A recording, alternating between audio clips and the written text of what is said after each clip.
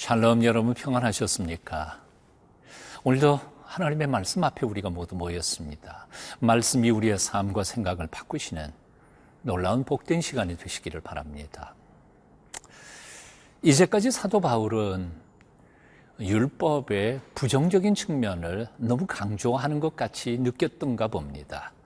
그래서 사도 바울은 이제 율법의 아주 긍정적인 면을 설명하기 시작합니다.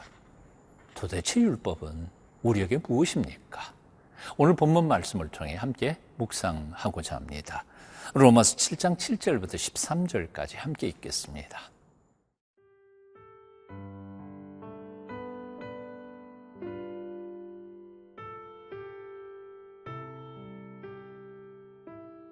로마서 7장 7절에서 13절 말씀입니다. 그런즉 우리가 무슨 말을 하리요? 율법이 죄냐? 그럴 수 없느니라. 율법으로 말미암지 않고는 내가 죄를 알지 못하였으니 곧 율법이 탐내지 말라 하지 아니하였더라면 내가 탐심을 알지 못하였으리라. 그러나 죄가 기회를 타서 계명으로 말미암아 내 속에서 온갖 탐심을 이루었나니 이는 율법이 없으면 죄가 죽은 것임이라. 전에 율법을 깨닫지 못했을 때에는 내가 살았더니 계명이 이름에 죄는 살아나고 나는 죽었도다. 생명에 이르게 할 그 계명이 내게 대하여 도리어 사망에 이르게 하는 것이 되었도다. 죄가 기회를 타서 계명으로 말미암아 나를 속이고 그것으로 나를 죽였는지라. 이로 보건대 율법은 거룩하고 계명도 거룩하고 의로우며 선하도다. 그런즉 선한 것이 내게 사망이 되었느냐? 그럴 수 없느니라. 오직 죄가 죄로 드러나기 위하여 선한 그것으로 말미암아 나를 죽게 만들었으니 이는 계명으로 말미암아 죄로 심히 죄되게 하려 함이라. 오늘 7절 말씀 먼저 읽어보겠습니다. 그런즉 우리가 무슨 말을 하랴? 율법이 죄냐? 그럴 수 없느니라. 율법으로 말미암지 않고는 내가 죄를 알지 못하였으니 곧 율법이 탐내지 말라 하지 아니하였더라면 내가 탐심을 알지 못하였으리라. 율법이 죄냐? 그럴 수 없느니라. 사도 바울은 아주 강하게 부정하고 있습니다. 그동안 사도 바울이 주장했던 율법의 부정적인 측면을 생각해 보면 어떤 사람들은 변론하면서 그러면 율법이 죄냐라고 반론할 수도 있겠다는 생각을 했던 것 같습니다. 그러나 사도 바울은 그 질문에 대하여 아주 강하게 부정합니다. 영어에서는 이렇게 표현합니다. Certainly not. 결코 아니라는 거죠. 그렇습니다. 하나님이 선물로 주신 율법이 죄일 수는 없습니다. 문제는 율법이 아니라 율법 앞에 선 우리가 죄인이라는 사실이죠. 사실 율법은 선한 것입니다. 그 선한 율법 앞에 서 있는 우리가 두렵고 떨리는 것뿐이죠. 옛말에 그런 말이 있죠. 양약은 입에 쓰고 바른 말은 귀에 거슬린다는 말이죠. 그 동양의 현자 순자도 이런 말을 했다고 그럽니다. 잘못을 지적해 주는 자는 나의 스승이고 옳은 일을 지적해 주는 자는 나의 친구이지만 나에게 아첨하는 자는 내 원수다, 적이다. 율법은 우리의 죄를 지적해 주는 사실은 스승과 같은, 어쩌면 친구와 같은 아주 좋은 하나님이 주신 선물일 수 있습니다. 율법은 죄가 아닙니다. 만일 율법이 없었더라면 우리가 죄를 어떻게 깨달을 수 있었겠습니까? 우리가 죄인이라는 사실을 깨닫지 않고서야 어떻게 긍휼과 사랑의 아버지 하나님을 찾을 수 있었겠습니까?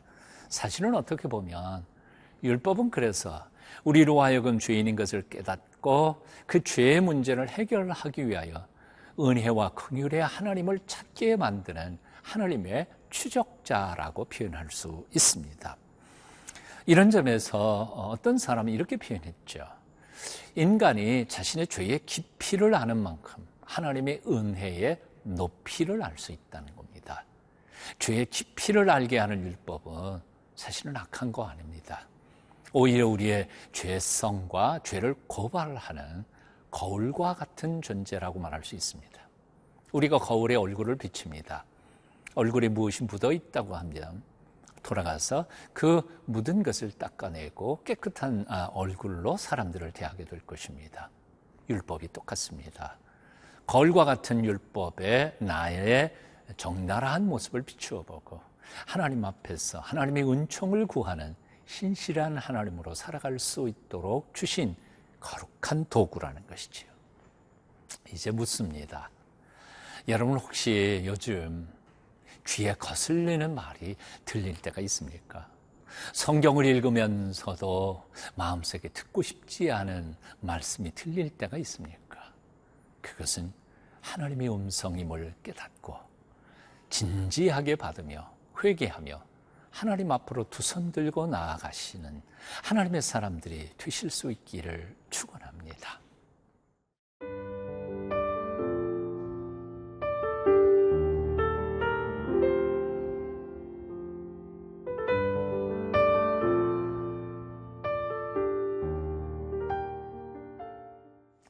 (9절부터) (12절까지) 제가 봉독하겠습니다. 전에 율법을 깨닫지 못할 때에는 내가 살았더니 계명이 이름에 죄는 살아나고 나는 죽었도다. 생명에 이르게 할 그 계명이 내게 대하여 도리어 사망에 이르게 하는 것이 되었도다. 죄가 기회를 타서 계명으로 말미암아 나를 속이고 그것으로 나를 죽였는지라. 그렇습니다. 외형적으로 보면 율법과 계명이 나를 죽이는 것 같습니다. 하지만 정말로 나를 죽이는 것은 계명이란 율법이 아니라 내 속에 있는 죄일 뿐입니다. 그 점에서 계명과 율법은 잘못이 없습니다. 오히려 내 죄가 잘못인 것이지요. 그러므로 우리는 나의 죽음에 대하여 율법과 계명에 대하여 핑계를 댈 수 없습니다. 탓할 수도 없습니다. 오직 내 죄가 나로 하여금 죽게 한다고 고백해야만 합니다. 그리고 또한 율법과 계명은 선하고 의롭다고 선포해야만 합니다. 오늘 12절에서 사도 바울이 바로 그렇게 고백하고 있음을 봅니다. 이로보건대 율법은 거룩하고 계명도 거룩하고 의로우며 선하도다. 13절에서도 그는 그것을 강조하고 있습니다. 그런즉 선한 것이 내게 사망이 되었느냐? 그럴 수 없느니라. 오직 죄가 죄로 드러나기 위하여 선한 그것으로 말미암아 나를 죽게 만들었으니 이는 계명으로 말미암아 죄로 심히 죄되게 하려 함이라. 그렇습니다. 문제는 율법도 계명도 아니었습니다. 우리 속에 있는 죄였습니다. 율법이나 계명이 문제가 아니라 바로 추악한 죄와 허물, 그것이 우리를 사망에 이르게 했던 것입니다. 그러므로 율법과 계명을 통하여 우리의 죄와 허물을 깨달았으면 이제는 은혜 베풀어 주시는 하나님의 보좌 앞으로 담대히 나아가야 할 것입니다. 히브리서 4장 16절은 그래서 이렇게 선포합니다. 그러므로 우리는 긍휼하심을 받고 때를 따라 돕는 은혜를 얻기 위하여 은혜의 보좌 앞에 담대히 나아갈 것이니라.